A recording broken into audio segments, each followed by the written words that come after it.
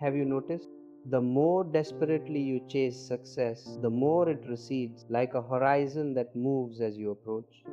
The harder you grip your definitions of winning, the more fragile your peace becomes. And here you are, perhaps reading these words, hoping to find the formula that will finally make you enough, successful enough, recognized enough, valuable enough to rest. But what if the entire architecture of success as you've been taught it is built on sand? What if the ladder you've been climbing is leaning against the wrong wall? Today, we're going to explore not success as destination, but success as a quality of being. Not achievement as proof of worth, but becoming as the journey itself. This is not theory. This is an invitation to feel the difference between the exhaustion of arrival and the aliveness of always arriving. From the first gold star in kindergarten to the last promotion you pursued, you've been trained in a very specific doctrine. Your value is determined by your results. Win and you matter. Lose and you don't. Achieve and you're worthy. Fall short and you're not. The message is delivered in 1,000 subtle ways until it becomes the operating system running beneath every action, every choice, every sleepless night. This is what we might call happiness, that conditional state that says, if I get this, then I'll be okay. If this works out, then I'll be enough.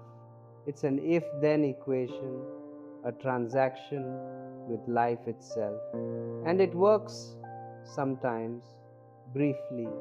You achieve the thing, you get the recognition, you reach the milestone, and for a moment, relief, for a moment, peace. And then the cursor moves, the bar raises, the next thing appears, because happiness built on outcomes is a building built on water. It cannot stand still. It must constantly reconstruct itself, constantly prove itself, constantly reach for the next validation that will finally make the reaching stop. But it never does. The exhaustion you feel, that's not failure. That's the inevitable result of trying to squeeze peace from accomplishment, trying to extract enoughness from external approval. There's an old story about two wolves living inside you. One feeds on fear, comparison, never enough, must prove, must win. The other feeds on presence, sufficiency, being here, the joy of the doing itself regardless of outcome. And both are hungry, both want your attention, both want to guide your days. Most people spend their lives feeding the first wolf, not because they're bad or broken, but because that's the wolf society trained them to feed. Achievement wolf, recognition wolf, proving your worth wolf. And that wolf grows strong, loud, dominant. It tells you where to go, what to chase, what will finally make you okay. But here's what few realize: the second wolf was never meant to fight the first. It was meant to be fed so consistently, so devotedly, that the first wolf simply becomes quiet, not dead, not banished, but integrated, tamed, no longer driving the chariot of your life. The second wolf doesn't care about outcomes. It feeds on the quality of your presence, the integrity of your doing, the joy found not in the result but in the verb itself, the work, the creating, the showing up. Feed this wolf, and something miraculous happens. The results you were desperately chasing begin to arrive naturally, almost as a side effect of your aliveness rather than the proof of your worth. The difference between happiness and joy. Let's get precise here because language matters. Happiness, as most people understand it, is conditional. It's a response to getting what you want. I'll be happy when I get the promotion, when I find the relationship, when I achieve the goal. It's outer directed, result dependent, inherently unstable. Joy is something else entirely. Joy is not dependent on outcomes.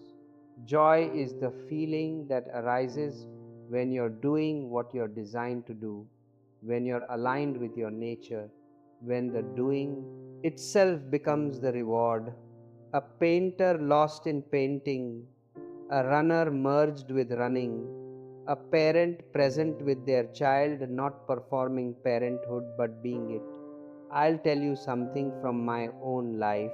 As long as I made my daily work a means to an end, needing the film to succeed, needing the recognition, needing the external validation, I was caught in the happiness trap.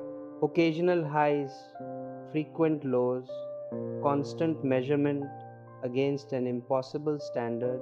But when I shifted, when the work itself became the reward, when the daily practice of showing up and doing the thing became enough, everything changed. Not because I stopped caring about results, but because I stopped making results the condition for my okayness. And paradoxically, the results improved. More success, more recognition, more of what I had been desperately chasing arrived when I stopped chasing it. This is not mysticism, this is mechanics. When you're no longer performing for approval, you stop being tight. When you're no longer desperate for validation, you stop being small. You relax into the fullness of what you actually are. And that fullness creates naturally what desperation never could. Joy is always in process. It's alive in the doing. It's the humming underneath the striving, waiting to be noticed. Here's a secret that sounds too simple to be powerful, but watch what happens when you actually apply it. Gratitude is not just a nice feeling, it's a frequency, a vibration, a magnetic force that reorganizes reality around itself. When you notice what's already working, not as a denial of what's not working, but as a genuine acknowledgement of the good that's present, something shifts. The simple things you've been taking for granted suddenly reveal themselves as miracles. Breath, sunlight, the fact that you woke up today, the relationships that sustain you, the small successes you've been ignoring because they're not big enough, not impressive enough, not final enough. Give thanks for these, not performatively, not as a technique to get more, but as a recognition of what is, and watch what happens. The gratitude reciprocates. It creates more to be thankful for, not magically, but naturally. Because a mind trained to notice abundance finds more abundance. A heart oriented toward appreciation attracts more to appreciate. This doesn't mean you pretend failures don't exist or bypass legitimate pain, but it means you stop making your failures evidence of your unworthiness and start seeing them as information, what you're good at, what you can improve, what wants to evolve. Failures become data, not verdicts. Mistakes become teachers, not judges. Life is a verb, it's always moving, always becoming. You don't always do your best, and that's okay. But you can study the habits, the practices, the routines that feed your joy, your success, your honest becoming. Dissect those, give thanks for those, and as you do, you get better at them. You have more to be grateful for. The cycle builds on itself. Now we arrive at the question that determines everything. What is success to you, not to your parents, not to society, not to the invisible tribunal of judgment you've been performing for, to you? What actually matters? Money? Fine. There's nothing wrong with money. A healthy family? A meaningful contribution? Spiritual depth? Leaving the world better than you found it? Whatever your answer, here's the critical instruction. Don't choose anything that will jeopardize your soul. Read that again. Don't choose anything that antagonizes your character, that requires you to betray who you actually are, that demands you shrink or perform or lie to achieve it. Life is not a popularity contest. Success built on compromised integrity is a house that will collapse slowly or suddenly, but inevitably. You have to define success for yourself. And that definition might include multiple dimensions, not just career, but health, relationships, inner peace, creative expression. For some, it's fatherhood, partnership, physical vitality, meaningful work, deep friendships. These five things, all kept in balance, all tended like a garden. Because here's the truth, if you don't maintain all the dimensions that matter to you, one will weaken, one will dip into deficit, go bankrupt, get sick, die. So, first, define what success actually means to you. Then put in the work to maintain it. Take the daily tally. Tend your garden. Keep the things that matter in good shape, not through desperate striving but through devoted presence. Here's something counterintuitive. Sometimes the path to knowing who you are begins with knowing who you are not. Sometimes clarity comes not from adding more but from subtracting what doesn't belong. You know those friends who don't bring out your best? The ones who gossip, who stay shallow, who wouldn't show up when you actually need them? Stop spending time there. That bar you keep going to that leaves you hollow and hungover? Stop going. The screen you hide behind instead of engaging with real life? Put it down. The food that tastes good but makes you feel like garbage? Eliminate it. This isn't moralism. This isn't about being perfect. It's about honest inventory. Those people, those places, those things, they're taking time and energy you could be giving to what actually nourishes you. And here's the beautiful secret, when you eliminate what doesn't serve, you don't create a void, you create space. Space that naturally fills with what does serve people who see you, places that energize you, practices that make you more alive. Too many options make tyrants of us all. The paradox of choice becomes paralysis, becomes mediocrity spread thin across everything. So decrease your options, get rid of the excess, and you'll find that by elimination, by knowing clearly what you're not, you'll accidentally place in front of yourself what you are. Your identity emerges not through addition but through subtraction. Now I want to speak about something subtle but foundational, the voluntary obligations you make with yourself, not societal laws, not external expectations, the private agreements between you and your own consciousness. The you versus you commitments that nobody polishes but you. These are faith based in the deepest sense, not religious necessarily, but rooted in trust that integrity matters even when no one's watching. These are the promises you make that won't lower your insurance rates, won't earn you medals, won't get you praise. No one throws you a party when you keep them. No one arrests you when you break them, except you. Your own inner witness knows. Your pillow at night knows. And when you lay down at night, no matter who's beside you, we all sleep alone with our own conscience. An honest person's pillow is their peace of mind. These private protocols, these invisible commitments, they're what character is built from. They're the foundation beneath the visible success. And there aren't enough external rules in the world to enforce them. It's on you, all on you. Your own personal integrity, accountable to no one but the deepest part of yourself that knows when you're aligned and when you're betraying your own truth. Here's where we shift into the real paradox. We do our best work when the destination is beyond measurement, when our reach continually exceeds our grasp. When we have what I call immortal finish lines, goals that are never fully achieved, journeys that have no final port, this sounds like it would create endless dissatisfaction, doesn't it? But watch the reality. When you're oriented toward becoming rather than arriving, the race is never over. You're always on the way, always in process.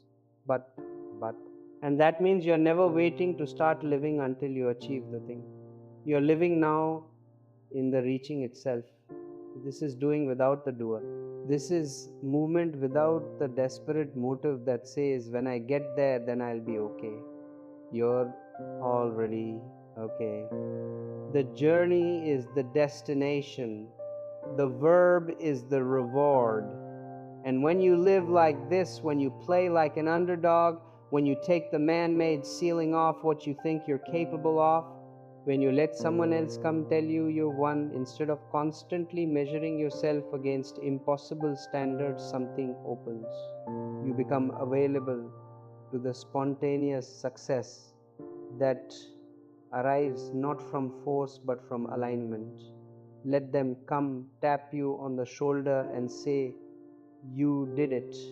Let them bring you the news of your victory.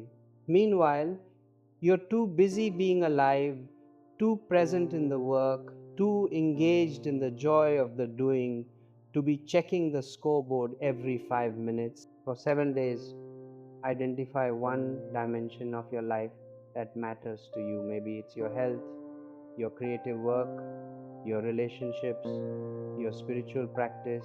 And for 10 minutes each day, engage with it not as a means to an end, but as an end in itself. If it's health, don't exercise to achieve a body. Move because movement is joy. If it's creative work, don't create to become successful. Create because the creating is the reward. If it's relationship, don't connect to get something. Connect because connection is what you're designed for. During these 10 minutes, notice when the outcome mind arrives, when you start measuring, comparing, judging whether it's working. Don't fight that mind, just notice it and gently return to the doing itself, the verb without the desperate need for the result.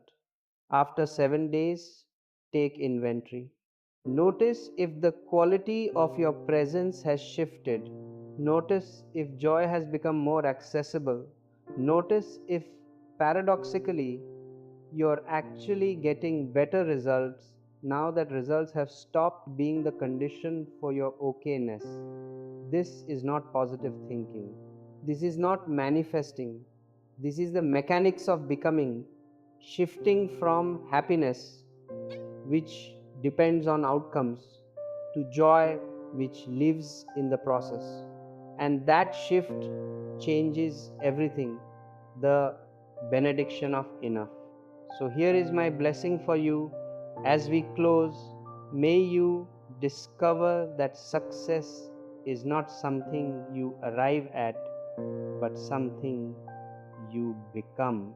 May you feed the wolf of joy more than the wolf of fear, and may you do so not violently but with devotion. May you know the difference between the exhausting chase of happiness and the alive presence of joy that asks for nothing but gives everything. May you eliminate what doesn't serve, and may you find in that subtraction the clarity of who you actually are. May you keep your private commitments to yourself, and may your pillow be soft with the peace of integrity. May you set immortal finish lines, and may you find freedom in the journey that never ends. And may you remember, you are not becoming yourself in order to be enough. You are enough. And the becoming is simply what you do with that enoughness, the verb of your life lived fully, honestly, joyfully, without waiting for permission to start, because the greatest success is not reaching the destination. The greatest success is becoming someone who no longer needs to arrive in order to be alive. When you stop chasing success, you discover you were always successful at the only thing that matters: being here, awake, becoming.